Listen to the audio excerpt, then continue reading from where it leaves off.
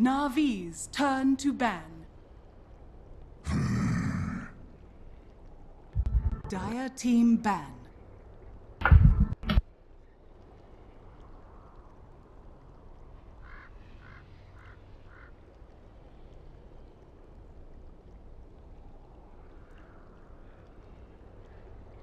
Ten seconds remaining.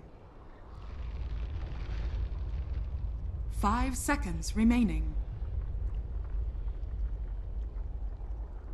Okay, folks, and with that, we're back for the second and final series of the day. I'm really excited. This is going to be seeing who gets Relegation Slot 1, which is pretty scary group as well. And as you can hear, there is a draft underway. So quickly, welcome to Starladder I-League Star Series Season 13. We've got NaVi versus HR coming right up. And it looks like it's going to be a good one. Because I believe, and Scant, you can correct me, we're not 100% sure YOLO Warrior may be Havost. I think it's almost certainly Havost. I mean, it was announced earlier, I think this month or last month, that he'd be subbing for HellRaisers. And YOLO Warrior is definitely an alternate nickname that he's used in the past. So, I mean, it could be someone like trying very hard to trick us into thinking it's Havost. Excellent. I think the evidence suggests it is. The evidence. This is like some Phoenix Wright game business. But either way, let's get into this game because I am excited regardless. Now, last time I got to watch NaVi, they played against Stark, who hasn't been having a great win rate on this patch, and NaVi dominated them. It was like... the score was, I think, 420, and I'm not even joking. It was actually ridiculous. So we're going to be seeing what comes out here. They've already banned out the Wisp, and I'm kind of surprised by this. SF is through. They went for Tusk Night Stalker instead of maybe some other things that we're used to. So Slaughter's here, Dazzle's here, Wyvern is here. It's going to be interesting. These are both, HellRaisers and NaVi are both teams that like are sort of in a position where they really want to be doing a lot better for the first half of this year, well, for most of this year. And I mean, NaVi's kind of the superstar team, so people talk more about them, but HellRaisers actually had a good year for a very long time, and then kind of just started going downhill at some points and didn't manage to qualify for most of the events they tried to qualify and didn't do too well at the ones that they did qualify for. But I think that there's a lot of, I mean, outside of Virtus Pro and Vega, I'd maybe even put Empire in the category of like many CIS teams who are like trying to find their feet, trying to establish themselves as tier 1 teams again, as they maybe used to be in the past. And I personally, I'm very excited to see this particular NaVi roster because I've been a fan of Ditchera for quite a long time. I think he deserves a break in a big team. He's good. There's been criticisms that his hero pool's a bit limited, but when he's playing the heroes he likes, he's phenomenal. He's really, really good. Yeah, I am also excited, and as you said, when he's on point, he's on point. Okay, so our admin is claiming there's no Havost, but we will just spread rumors either way. And I agree with you. I feel like I've seen YOLO Warrior be played, but we'll try to. We will. Yeah, it also makes sense as a. Hopefully he does play like a YOLO Warrior, because that'll make the game more enjoyable for us. But we've got a bunch of picks and bans flying out. Sven, not a ban I was expecting, but it makes sense from the standpoint of he has armor built into that Warcry. So I think it's called Warcry. Certainly can help against Slaughter. Not the strongest of carries, though. It feels like he needs a lot if you're trying to play him in a carry role. Well, he's yeah, I mean, he has that potential to, like, in the right position in a team fight, just, like, one-shot cleave the whole team. But he also has the ability to be kited, similar to Wraith King. But I think you're spot on with your initial analysis, which is that there are quite a lot of teams recently, I think actually EG might be one of them, which prefer to pick the Sven when dealing with heroes like Slaughter or Dazzle, the minus armor strategy, so that's probably what it's targeted at. Yeah. I also wanted to point out... Oh. No, I didn't. I lied. I've also seen good plays out of Axmo the last time they were playing. So we've got Dazzle, Earthshaker, and I mean, last time we played Art Style was on the Dazzle. I'm not actually an expert on Seneco's, whose name I'm also pretty sure I say wrong. Earthshaker. I mean, Seneko is just like, I say Seneko, I don't know. I've heard people say other things, but... I think I say Seneko because I like cats. They're really bad. I see. I I mean, I'll try to I say it like properly. Remaining. cats kind of, but I don't think I'd be affected that way. um, he's just like a insanely good player. I would Yeah. say he and maybe alongside him Dance were like two top CIS players who didn't get to the major. And it's like unfortunate that like there's only so many spots in Virtus.pro and Vega, and so there's like lots of top CIS players, as I said, trying to like make their way Yeah. into like a new giant team. He's really good at Earthshaker. He's really good at lots of heroes, but Earthshaker is sort of I think one of actually his main standout heroes. So much so that I'd want to say that we should expect him to play it and not in the off lane, even though Earthshaker has been picked a lot more in the off lane recently than it has been in support role. Yeah, he actually has a bunch of games, as you're pointing out. He has a bunch of games just this patch on the Earthshaker already, and pretty good. Doing pretty well. Is he is still playing support in this team, right? Seneko? Yeah. Yeah, definitely. Okay, good. Just checking, because I mean, sometimes with the roster swaps, people would like switch around. And... Yeah, it looks like Ra, last time I was checking in, Ra was playing their hard carry position when I casted them versus stock. Axmo played the off lane, and of course Dendi was on the mid. And actually, he got Templar Assassin in one of the games I got to cast, and he was like 10-0. It was really rough. But now we've got an Ember Spirit and a Shadow Fiend. I like HellRaisers' choice of saying, hey, we're just going to pick the Viper. Your Shadow Fiend's going to have a really awful time in lane, but it's still a Radiant Shadow Fiend. Both the Earthshaker and the Dazzle can stack for him, and it doesn't matter that his lane sucked. Viper's also pretty good against Ember Spirits. The movement speed of your ulti depends on your actual movement speed, so if you get that slow on him, it's really irritating. You're much less mobile in a fight. I'm interested actually to see the Ember Spirit pick up here, because we're supposed to presume that it's Dendi playing Shadow Fiend, right? And Ditchera and Ember Spirits. And Ditchera is a player I've seen play Ember Spirit many times in the past, and he's been very good at it. But there was this thing like, I don't know, a couple of months ago where I think when he was playing an NLG, which is actually still his tag, where like he just wasn't confident on the hero, and like it was well known in the Ember Spirit was like the most popular pick at the time, and Ditchera didn't want to play it. So I find it very interesting to see him out in this game. I mean, games I saw him play it, he looked totally fine to me, but it was something that I heard from multiple sources that, I mean, you could see that they weren't picking it for him, and many people, including people in the team, said, no, he doesn't want to play the hero. Maybe he played it 1,000 times and is now better at it. I think we've seen that behavior before. Yeah, we've professional seen that players, behavior plenty. right? Yeah. Where they actually have to play on Smurfs, because otherwise people catch on to the fact that they're practicing Hero X at a very high level repeatedly. Yeah, that's true. That's... Still, I want to see. I mean, I don't think there was ever anything wrong with it. I think there was like some kind of confidence issue, and maybe now it's gone away, so all the best for him if that's the case. HellRaisers ban out the Clockwork, so they are expecting Seneko support Earthshaker, and there's going to be an offlaner coming out here. It is definitely possible for it to be an offlane Earthshaker, but respect isn't banned, and I feel like that's more terrifying than the Clockwork when you combine Ember Spirit, Earthshaker, and Shadow Fiend.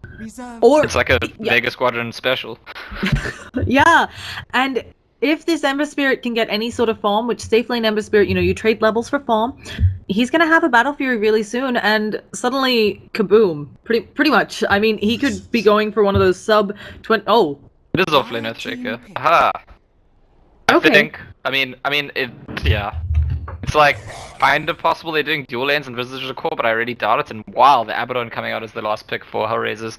This is a hero. I don't know if you've noticed in pubs you've played, but certainly in like I play ranked games around 5k, and like Abaddon in the last month or two has just been like everywhere all the time. It's like, and as a support. Luckily, as only a 4K player, I get to avoid that. I much more in my pubs have Huskar. Huskar is still picked. It's always good. Yeah, that's some fun, but... I actually don't mind it as long as my team picks it, because I'm a horrible human. But yeah, I do agree with you, Abaddon, really strong. I'm also a little confused here. I was told by a few folks who were claiming that YOLO Warrior was expected to stand in maybe as a support, but I'm guessing no, considering who's picked up what. Could be. I mean, Abaddon can Goddamn play plays their offlane. support. Goddamn, Okay. like I've seen his support. It's amazing. Goddamn is one of those awkward players where I will be casting him, and actually he makes you want to say goddamn repeatedly because he does these amazing things, but we'll see. Yeah, and he is playing the support Abaddon. I actually something a couple of these teams try is that very early push strat where you get Abaddon as more of a core role, picking up more points in that course of a bonus. I don't think we'll see that today. Yeah, I mean, there's some very basic synergy, which is like pretty straightforward. Viper's gonna get a lot of farm. They're gonna group up. Viper's gonna stand at the front, and the hero that's already like most difficult hero to burst down, standing at the front in a push. And now there's going to be a Abaddon as well, just to like shield him up and heal him constantly. And it's. I mean, I want to use. It's a disgusting combination of heroes. It's like toxic to the core, and It's it really almost makes me nice. want to. I mean, we're not meant to be biased, but it almost makes me want to support NaVi in this game, just like because they're I not feel the like- team that picked the Viper Abaddon. Yeah, it's also something where a Viper, traditionally a hero who you don't... You're not like, hey, Viper's gonna do a lot of damage output. He does a lot over time, of course, but he doesn't hit super hard as long as you're not low health. But then with the amp damage, everybody suddenly is hitting much, much harder. And Snako, I'm really interested to see exactly how he's going to try to play this Visage. Obviously, he does have good laning presence with that Soul Assumption and the Grave Chill. It means that if someone's out of position, you can pretty reliably get a kill. But a lot of this, I think, is going to come down to how well he can use those familiars and whether the gargoyles get action going all over the map. And they're actually... Is this going to be an aggro try? I think it might just be a dual lane. Yeah. I also have to say I really like this, understanding that the SF, his main way of catching up when having to deal with a Viper is of course going to be stacks. They block them. I actually wouldn't have been surprised to see sentries in both of these camps because of course there isn't a spot where you can block both camps. This mid lane looks awful. I mean, the trade-off of using observer wards is that they'll last longer and block the camps longer, but you just you have no vision anywhere on the map now. And now Altstyle actually gets a huge heal bomb off onto App and Ninja. Lost Ray is not quite connecting. And Undershock, while he is doing a lot of damage, here comes Mr. Curse of Avonus. Undershot taking a really weird skill build. Usually the harassing Bane that we see doesn't put a point in Nightmare. It's the Brain Sap for extra harass. Yeah, I completely agree. It's strange, actually. I mean, old school Bane, level 1 Nightmare, definitely a thing, but since Sap got so strong... Actually before the recent Sap buff, people were already going Sap and Bane. And I don't know, these days when you see the level 1 Nightmare, it's usually to combo with something, but there's not actually something to combo with either.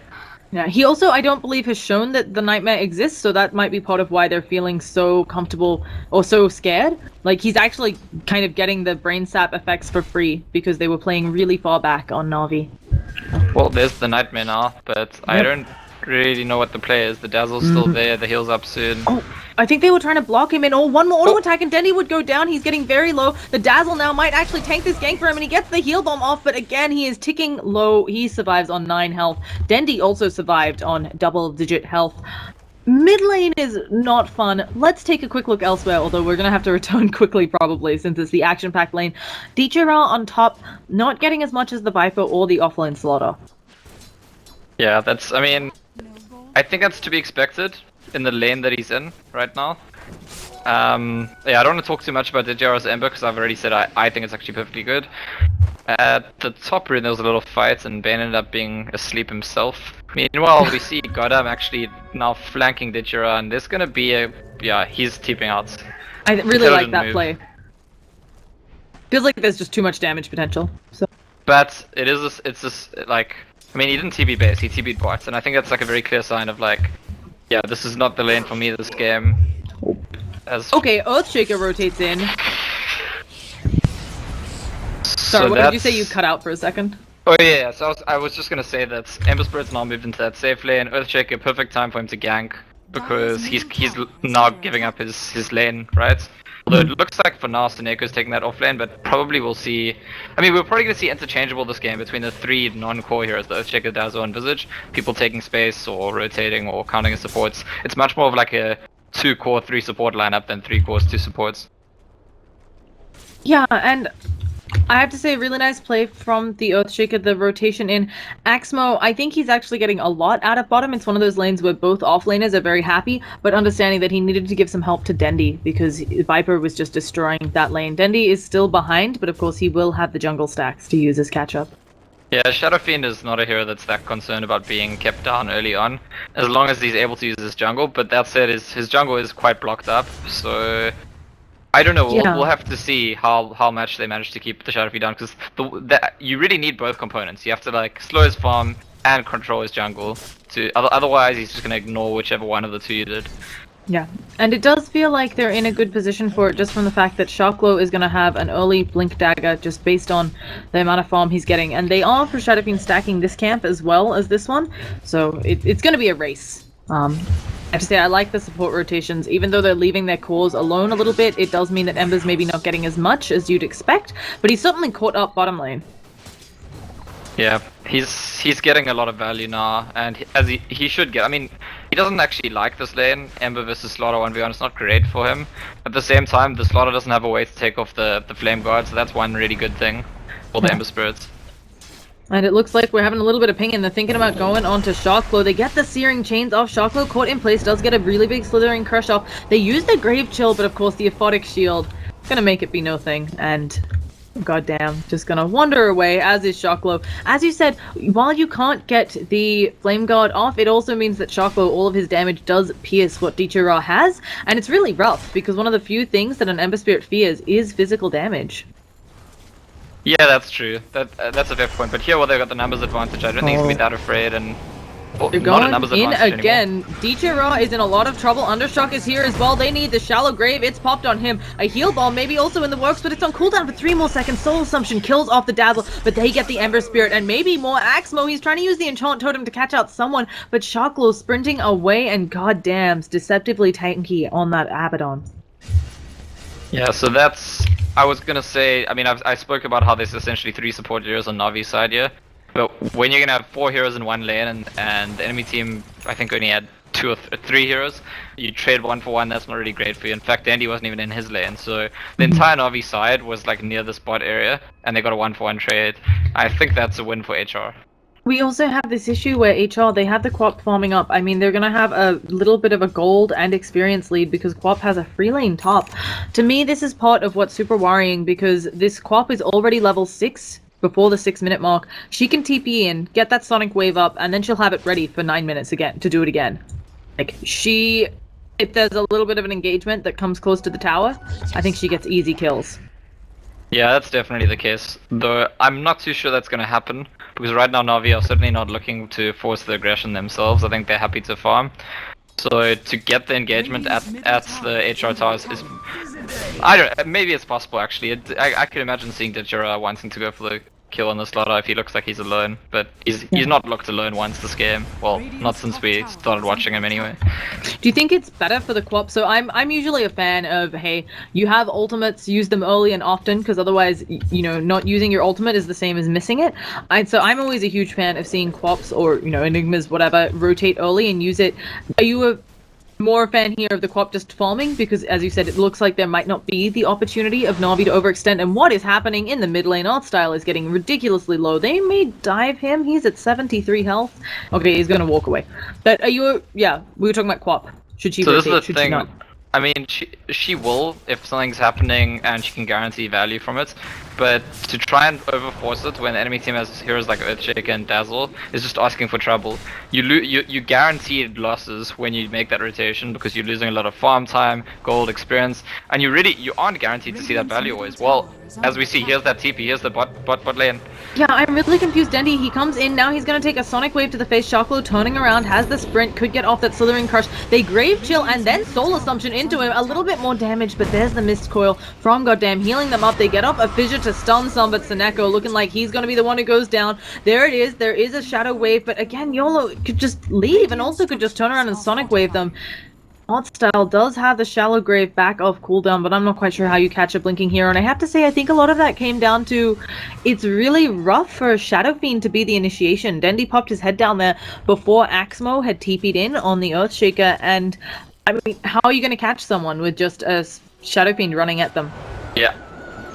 I thought he would like intimidate and bait TPs and then his team's gonna run away, and then it looked like that was initially their plan, and then they sort of thought, hey, let's turn around, maybe we can kill someone, and that's where they got punished for it. And yet again, it's a trade that favors HR, I think, because they didn't even send their whole team there. They're the ones who get the kill. Viper was still mid-farming, sure the Quap came, but time and time again it seems like HR are getting farm on the map while they're getting things done, and don't think NaVi are really doing that as well. They're sort of making the trade-off most of the time between either farming or trying to do things.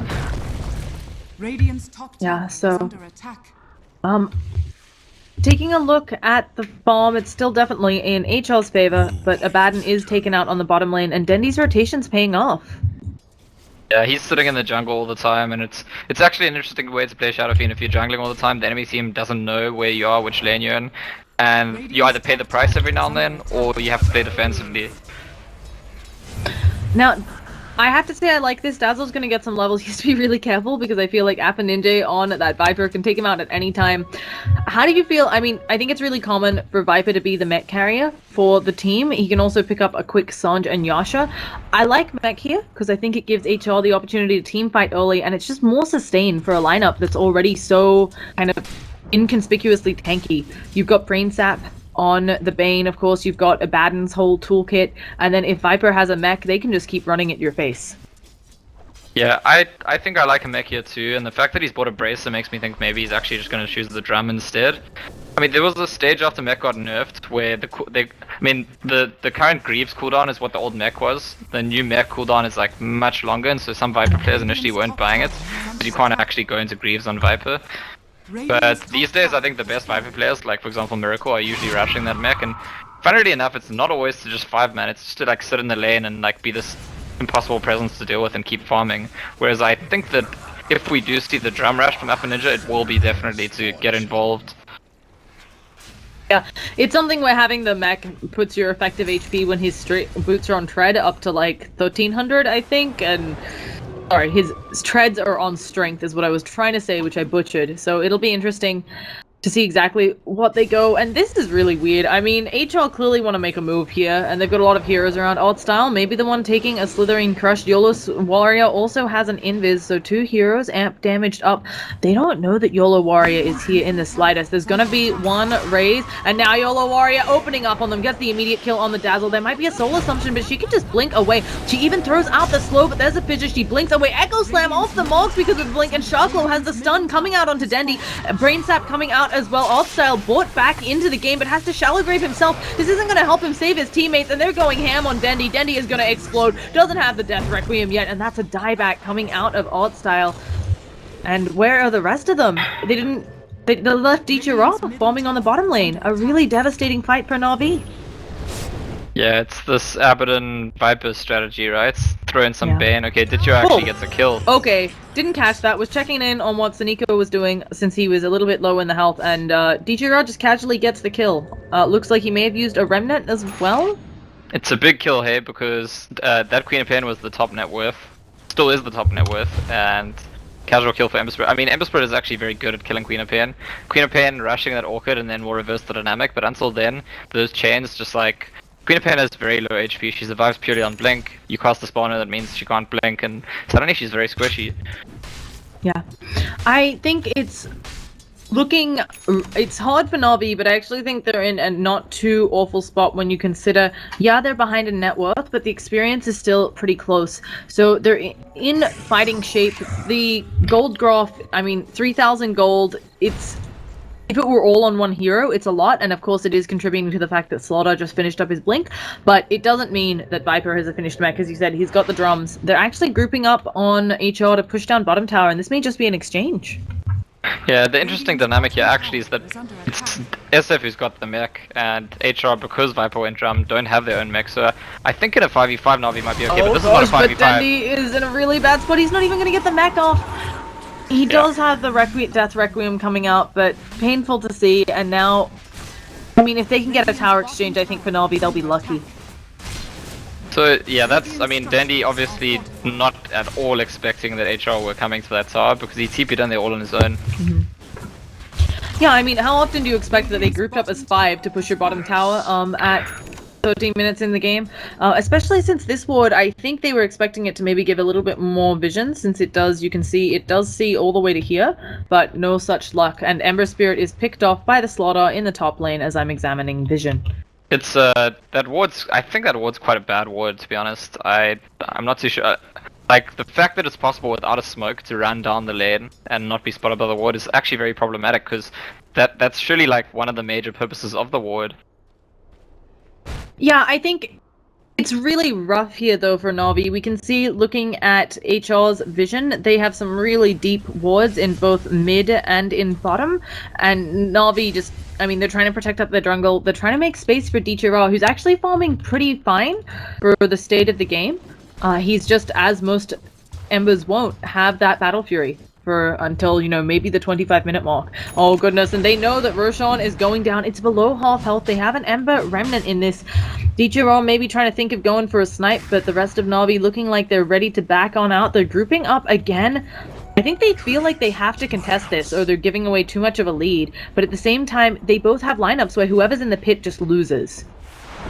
Yeah, I think I can accept that. Although it actually may be slightly easier for Na'Vi. I'm not too sure. I mean, they're the ones with the mech. They've got the fissure. They've got the dazzle. I actually think they have. The are up. Yeah, I think Navi's got more control in this position. Oh, well, let's see. They managed to get a fissure. They do split the wickets, and now Shocklow is left all alone. He tries to go for a blink, but goddamn pops that borrowed time super early. They're gonna catch out Undershock, but now the fissure blocking out Artstyle. He's nightmared up. Dendi mechs everyone trying to get away. A really big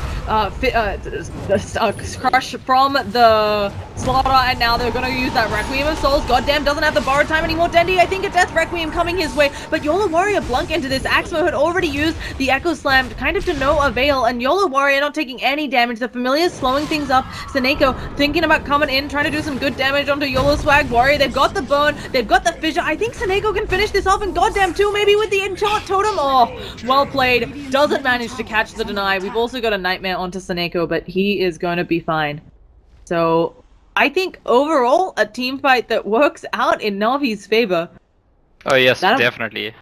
Very definitely. And that's like, I really think it comes down to lack of control. I mean, yeah, you've got this kind of like toxic Viper, difficult to kill Abaddon, keeps him alive. Queen of Pain has a lot of damage, but Slaughter's Stomp was really the only control in that fight because Bane went down early, didn't have the Fiend's Grip yet, he only got it after the fight when he came back afterwards. And there's, in the meantime, there's so much. There's the chains coming out of the Ember Spirit, there's the fissure from the Earthshaker, the bat stuns, there's all those heals. Too many factors that allow Na'Vi to control the fight in that position. And this is what I'd meant about being more worried about the experience lead, because they were equivalent in experience. As you said, they did have the same measure of control. They have a lot of stuns. Maybe it wasn't the best Echo Slime in the world, right? But the Aftershock still came out, helped out, and again, contesting this Roshan is going to be a hard task, especially since everybody on Na'Vi is back up. They did catch one Familiar. This guy should be saying goodbye. Seneko does have another resummon though, and he still has one active, so he might be able to stop the Roshan a little bit. I'm not sure. He has good vision on it. We've also got Ember Spirit. He throws in a Remnant, hoping to deter them. The rest of his team has to come. I think they're trading this for the mid tower right now. And Seneko, he might be able to throw out a stun. Oh gosh, his Familiar dies. Gives off that big old bounty, and now they just have to give it up. Oh, that was very close actually. Do you see that Gerard jumped in, tried to steal the last hits and the Aegis? I did not. I am confused as to how he got out if he tried for that. I was watching so he had a Remnant in the rush pits and another Remnant at bot lane. And so the way it jumps through the one to the other, and so he has like half a second to try like do something. Not even half a second, but he just missed it. They broke the fissure. They've also got the Requiem of Souls, and the bots coming in onto the Familiar. Dichira, he's going in, but he's immediately silenced. Fiend's Grip is cancelled. Sonic Wave, Dichira, they need everything to save this guy, and I'm not quite sure he feels like he should have come in, but a nice Echo Slam from Axmo. It does a lot of damage. It forces the borrowed time. They burnt the Aegis. Seneko, though, taking a lot of damage. He might tick out. No, he gets the mech popped on him, and I think they have to call that good. While they did lose a Dazzle, burning the Aegis, fantastic, especially when you consider that HR were the ones who initiated that smoke. Yeah, again, I think definitely advantageous for Na'Vi. They're still behind, but they're showing they can fight. Yeah, the game is, I think HR are ahead, but I think that HR are less versatile in their draft. There's like, they need to put themselves in certain positions in order to take full advantage of the lead that they have, and I think there's a lot of positions where Na'Vi can just react appropriately, and it's as if HR don't have a lead. Yeah. Now, Dendi is walking towards that Sanjanyash. That's going to take him up, give him about 1500 HP at the very least. This catapult was acting really weirdly. Was that a... Okay, yeah, that catapult was just acting weirdly. Never mind. They're actually going to let the tower get denied. I'm really surprised by this. I feel like it would have taken them a few more hits, but I guess deciding that overstaying their welcome wasn't worth it, and they couldn't actually see anybody from HR on the map, so it makes a lot of sense. Yeah, and Seneko was up at the top lane. There's no tier 1 to TP2, so there's a risk of getting into a 4v5 fight, which is not what they want. So I think play it safe. I think it's intelligent from NaVi. Yeah. Also, Seneko on the Visage has a quelling blade. I have to assume this is for dewarding. Yeah, it's kind of weird because he's a ranged hero, but maybe he's worried about some spots in the trees blocking camps. I'm not quite sure. Either way, we have an engagement. I just think it's cute that he has one. God damn. On the Abaddon going super deep, placing another deep ward. And I mean, this has been the name of the game for NaVi all along. Their jungle is not in their control. It's very early, and I think that they would maybe just lose it, but in the next 15 or less than 10 minutes, I wouldn't be opposed to them picking up a gem to try and get some of this map control back. Even if it's just the gem where you take the gem out, you walk it around, you put it back in the base. I think NaVi look really good the later this game goes. I think that with the Ember Spirit and the Shadow Fiend, they're just definitely stronger, and their support suit is actually really strong as well. But at the same time, this is exactly where the advantage lies for HR. If they're grouped up as 5 in an open space, with pushing a tower where they can decide who's in front and who tanks. So both teams making the right decisions. HR to go for their objectives and NaVi to dodge them. Oh, and as we talk about dodging objectives, we have a TP in Dendy. He's going for the Requiem of Souls. They actually blink on over. He's been silenced. He can still use the mech. He didn't have TP for 11 seconds, so Fiend's Grip comes out and he's gonna blow up. Really unfortunate there. He, I think, understood he couldn't get far enough away. And oh, Sharklo is going for more. He's actually stuck in the trees. Axmo should be able to walk out and blink away. Actually blinks up to the trees to DP as well. So everybody's in the trees today. It's a very great place to be. Yeah, speaking of being in the trees, I think that's actually maybe one of the maybe even more important than warding is Seneko buys a quelling blade, because Visage players like to split push, and if you stand nearby you can get the XP as well, so sometimes just hiding in the trees. I think that's got to be part of it. That makes a lot more sense. Yeah, I was kind of confused. You know, it's something you occasionally see on melee supports. Maybe they're having a good game. Maybe you've accidentally drafted or on purpose drafted yourself 2 melee supports, and then one of you needs that quelling blade. Otherwise, you can't get wards unless you keep tangos around. But definitely something. Oh goodness, we're having Ember Spirit. He's giving it a go. He keeps going on these familiars, but he's all alone up here. He's doing a lot of damage to Aff and Ninja, which is pretty surprising. And there's a big Echo Slam, Axmo. That'll be that, he says. So a nice pick off by NaVi. While they don't, you know, I don't know that they can quite push the tier 2. It's certainly a lot of gold now lining the Ember Spirit's pocket. He really won out on that team fight. It's such value out of this Observer ward down here. Do you see this? Like it's a really weird ward for NaVi to have up. Like a really weird ward actually. I think it's maybe because they expected the tower to be pushed, they wanted division. But what it actually showed is that HR's heroes ran away. So they were split, and then NaVi pounced. Like, oh, okay, well if half your team's gonna leave, we'll definitely kill the 2 that stay behind.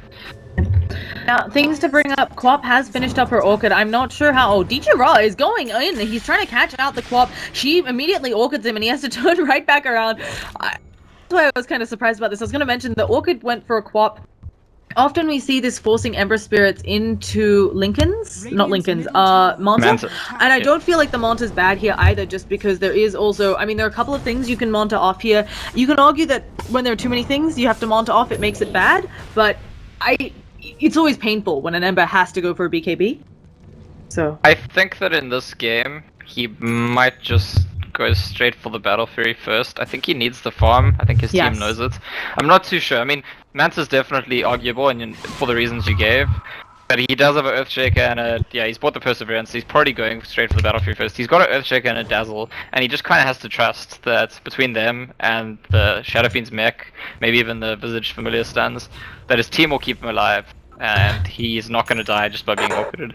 Speaking of close calls, almost gets Slithering crushed up there, would have been his death. They actually have had a sentry, and they pinged out this ward, I swear, when it got put down, but nobody's come and de-warded it. So either a misunderstanding, also the fact that, of course, the sentry doesn't get vision. You'd need someone up here, so if a familiar doesn't fly over it, they might not have realized it's still there. But speaking of familiar, it's going to be the blink away from Sharklo, and it should be the end of that. I agree. I think he needs the Battle Fury early on. I think there are a lot of options for next item. I just know... obviously, having the silence on you is devastating for an Ember. The majority of your damage output, once you get up the Battle Fury and then maybe a Chrysalis or Daedalus finished, is from that Sleight of Fist. So you need to be mobile.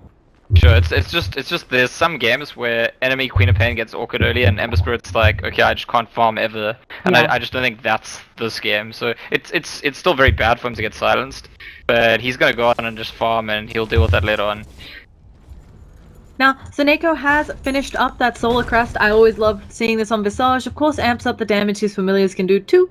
And I think synergizes well. One, mischance, great thing to have. Also synergizes well with Presence of the Dark Lord minus armor, or giving armor, with the fact that there's a Slaughter on the other team, who is also farming really well. I mean, also, he had a free lane to begin with, but I feel like Slaughter is traditionally a hero that has a bit of trouble farming. Slithering Crush not the best spell for killing creeps. And I feel like he's got Force Staff, he's got Blink Dagger, he can build into, like, luxury items now. Yeah, he's usually we see Slaughters go for something like Lotus Orb unless they want a BKB. I mean, there's nothing to Lotus Orb this game, so probably will be the BKB. Maybe the Vlad's for his team, or if he really feels ambitious, he could go all the way for the AC. And Quap actually second item BKB. I mean, obviously great against an Earthshaker and so on, because, you know, if you're not locked down as a Quap, you're free to kind of jump all over the place, but I'm kind of surprised. I guess I'm not that surprised when I speak it out, but it's one of those things where I wasn't expecting it so early, and it's always worrisome, you know, you get the BKB up so early, it does mean it might be one of those 5-second BKBs by 35 minutes in. Yeah, but I think it's firstly necessary and secondly going to be very effective. I mean, it's necessary in the sense that even just the Ember Spirit's chains were causing trouble for it, never mind the Earthshake or the nukes from the Visage and SF. But it's also going to give her a lot of opportunity to control these fights, though Dandy picked up his BKB around about the same time too, so these two BKB heroes are going to make a big difference in this fight. Oh, there is smoke into complete vision. Yola Strike usually pops that ult and the BKB. She just blinks over to the side. Shocklow taking a lot of damage as well. Requiem of Souls is going to come out. Nap Ninja, he's hit by a bit of it, mostly the debuff. He immediately manages to pop off that Manta that he's farmed, and Quap on the backlines has killed off Earthshaker, but the majority of Navi moving as one. They're going to be stunned up, and now Quap, I think she's just going to pick them off. Oh gosh, Seneko tries to TP out, not going to get it. I think Dendi will get his.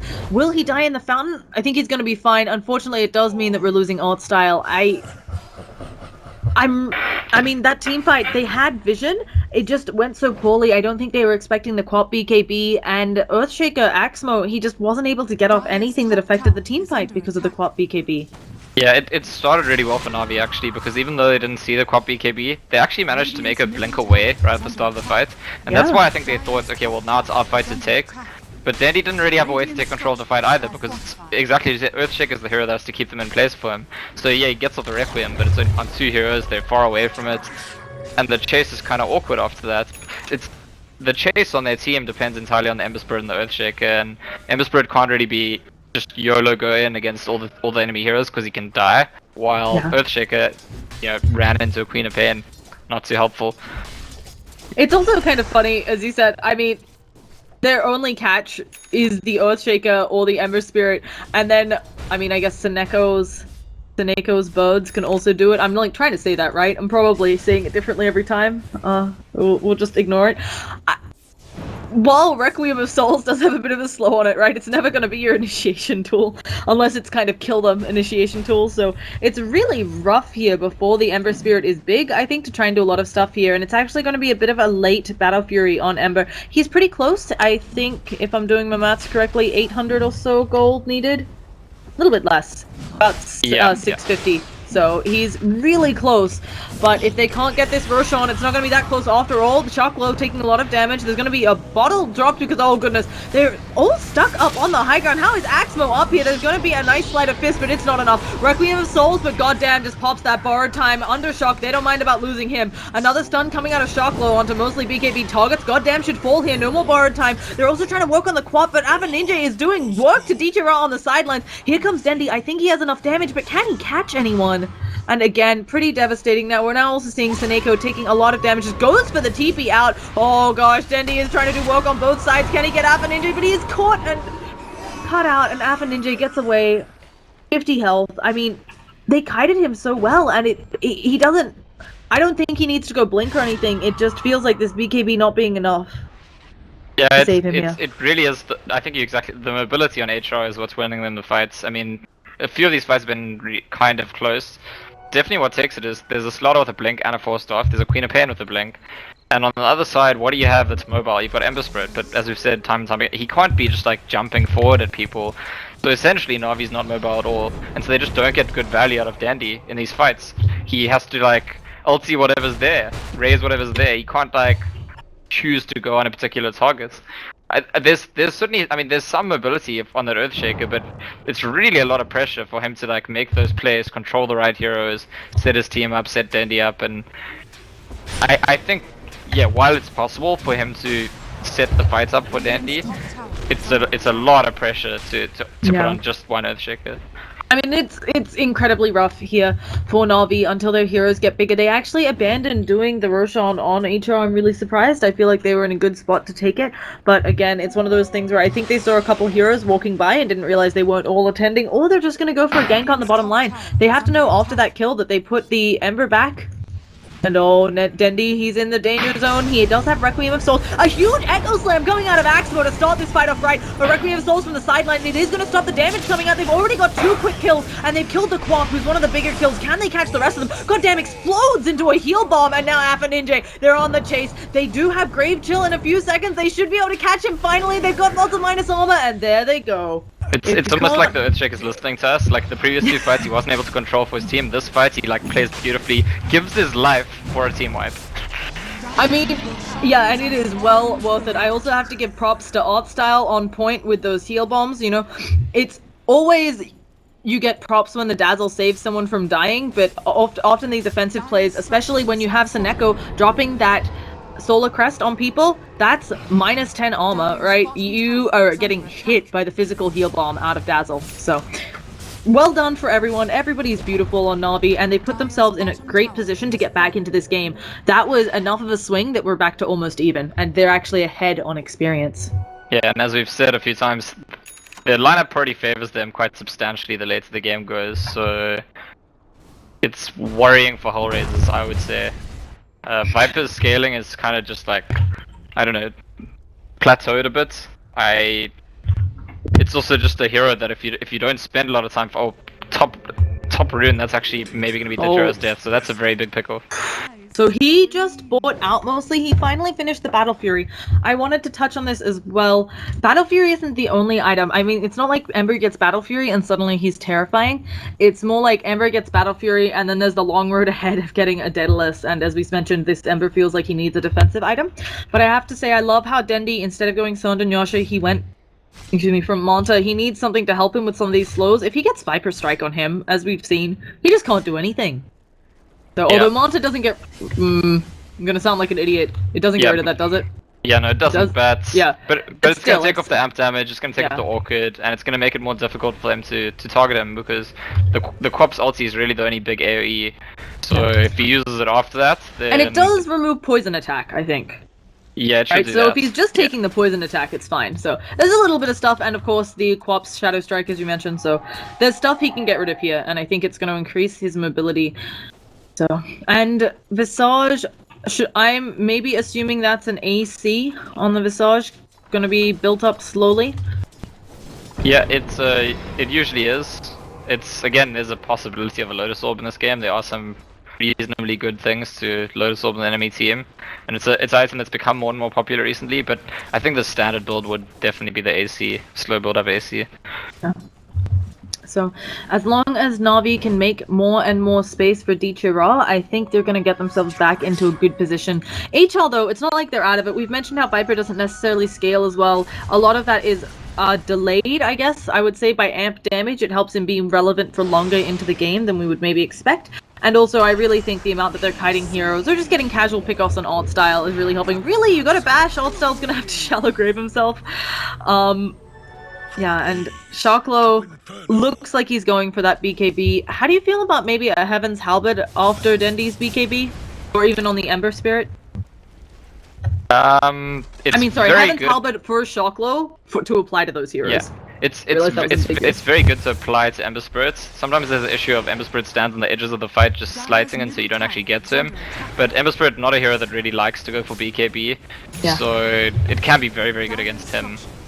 And I believe the only thing that purges Heaven's Halberd is that BKB, so... and Death. I think it's purgeable by death. Yeah. Some things aren't, so just mentioning that. But they've traded tier 2s. I feel like this is both teams happy with this. Of course, NaVi's always happy to get another tower out, and mid is a great place to be.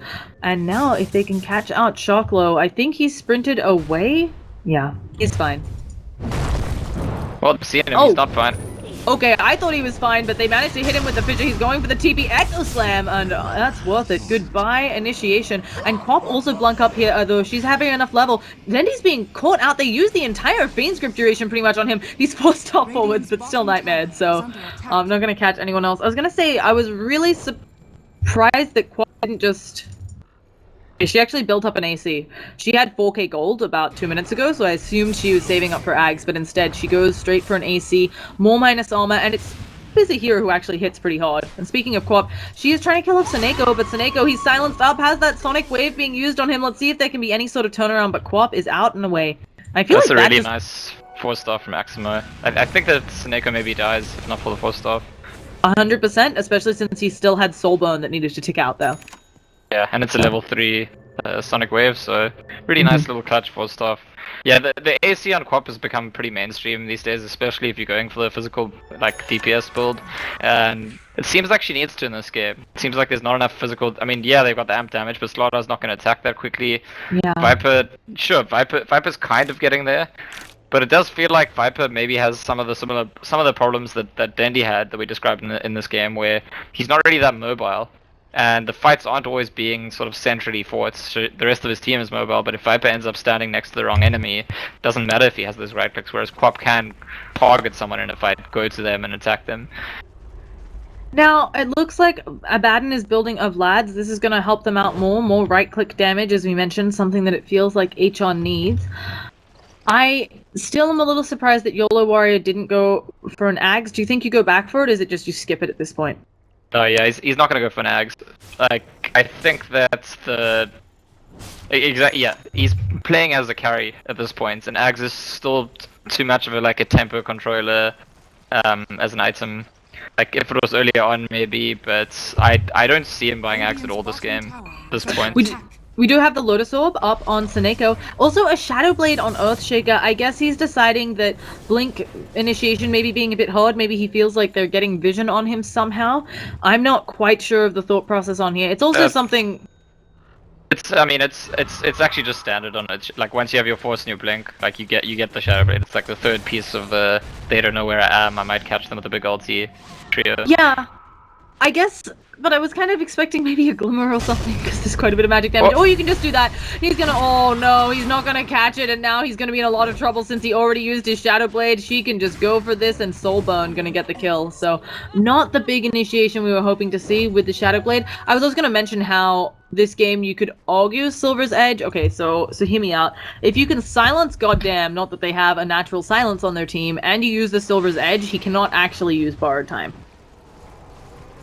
Because you won't proc manually, and then if he's silenced. But since it can be used when you're stunned, a stun doesn't cut it. And so maybe he was thinking that, or maybe Silver's Edge eventually to deal with some of Viper's passive or damage.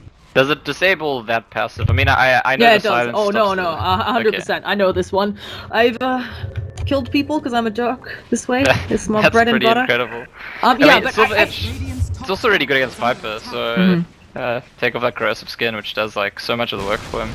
Yeah, and 40% damage reduction, always great. So, oh, he also, totally Earthshaker. If he ever has to initiate with the fissure, I mean, while corrosive skin does have, it's now only 1400 max radius, no longer just kind of global. It could be something where he's having trouble fissuring, and then he finds he can't blink because he takes corrosive skin. So he maybe wants the Shadow Blade initiation. Hadn't thought of that. So. Yeah. ImbaSpirit actually feels that he has been forced into that BKB now, which is unfortunate because it's not where he wants to go, but feeling like he doesn't have a choice. I do feel like it's okay just because if the game, I mean, the risk for NaVi is that they lose the game quite soon. If ImbaSpirit keeps farming, keeps scaling, he's not gonna mind that he has to buy BKB now. And actually, 100%. it actually looks like with this smoke, it actually looks like they're thinking because he has BKB now they themselves can force the fights. So I really want to stress that he still doesn't have actually a lot of damage on the Ember. I mean, he's rocking 182 per hit. It's not maybe as scary when you look at HL's hero health pools. I mean, everybody's pretty tanky, so he's They do have SF Aura and Dazzle ulti and Solar Crest, so that'll buff up his damage quite a bit. DJ Rose actually leading the charge. The smoke has been blocked. He gets the Searing Chains off onto Shocklow. Immediately a forced off. YOLO Swag Warrior has popped her BKB. DJ Rose still hasn't popped his. He's just turning around trying to do some right click damage, but Dendi getting stunned up. A nice Sleight of Fist doing quite a bit of cleave. An Echo Slam onto Shocklow. DJ Rose is being fiend scripted. The BKB wouldn't have helped with this anyway, but he still has his BKB here, and there he goes, popping it. Dendi turning around. Undershock is gonna melt, and goddamn, you can borrow time all you want. You're going down as we see him get ripped apart. So that was a smoke that worked really well, to say the least. And I again, think it's very well played by Aximo, I think. I think again, just to like isolate the Viper, use all his stands on him. That's really important. I have to say I'm really impressed, as you said. A lot of people, you try to get those 5-man Echo Slams, you know, barring that, a lot of people go for many heroes. Aximo's really making sure that he catches the key heroes. He actually only got an Echo on 2 and I think some creeps. So maybe not the most damage output, but he locked down, as you said, the core heroes, the Viper. Really meant that they couldn't team fight so well, and now they're maybe owning their way towards at least a tier 3, maybe even a Rax, because there are not buybacks. They're working in on the melee. Dendi knowing that that's the one they want to get. Oh, Shocklow gets this nice slithering crush. YOLO Swag Rico, oh, just picks apart Odd Style, but now she doesn't have blink up for 1 more second. She should be fine here. They need to walk on the Rax. I think ignoring the enemy heroes, just get the Rax and get out, and they will be out with it. Yeah, Abaddon's not exactly going to defend this. DJ Raw should be fine. If her BKB's up, his should be soon, although 9 more seconds on it. A Fissure kind of blocks DJ Ryan, but he has the Ember Remnant and he should be fine. Shadow Fiend Illusion's actually being a right pain, especially since they now have that Scotty. Yeah, it's wow, NaVi are actually completely in control of this game now, I would say. And I think it has a lot to do with the fact that this like toxic strategy of Viper and Abaddon like does a certain thing very well, but it doesn't do anything else all that literally well at all. Toxic. Yeah. Oh, that's funny. I'm like very silly on the puns. We're also seeing NaVi big lead coming out now when it comes to experience, and that's just devastating because I mean Undershock is a level 11 Bane. He's not having the best game impact, especially with the fact that these Fiends grips. There's been a couple of instances where I feel like he's Fiends gripped Shadow Fiend for the entire duration, and just there's nobody around to right click him down, as you talked about. I don't know, if you HR now, I almost feel like they only have 1 more fight. So they're gonna come contest Rush, because if they give up the Aegis, they're definitely gonna lose another side of Rax. But if they lose a fight contesting Rush, it's as good as game over, I think, for them. Luckily, they do have a tier 2 in bottom. They're gonna throw out the Viper Manta Illusions. Oh, here comes YOLO Swag Rico. They actually hit the bash onto Dendi, the Slithering Crush as well. He does have a BKB. He hasn't popped it yet. Now working on YOLO Swag Rico. She's gonna blink away. We've got a very messy team fight. Axmo understanding they need to isolate the Earthshaker, taking him down, but there's gonna be a Requiem of Souls, and suddenly their damage output is nil. Force-stopping Axmo into an Echo Slam. Goddamn, his borrowed time is done. He's gonna go down. Dendi pounding away on him. They get the Quap on the other side, and 3 Racks. This, as you said, might just be GG. Easily getting the Roshan, and there's the call from HR. So NaVi, they take game 1 after a really long game with Ember forced into a BKB. Don't think we expected all of this. Yeah, I think it's actually really clever of NaVi to recognize that. I mean, we were saying he needs BKB, but not just that he needs BKB to live, but once he has it, it empowers him to do so much. HR's strategy, honestly, at the end, just hamstrung themselves. That they were really good at grouping up and trying to sort of deathball maybe, but didn't really quite happen. When we saw all those tower trades where both teams were getting 1 tower each, those were just too good for NaVi, and the flow of the game stopped moving in HR's direction, and at that point I think NaVi like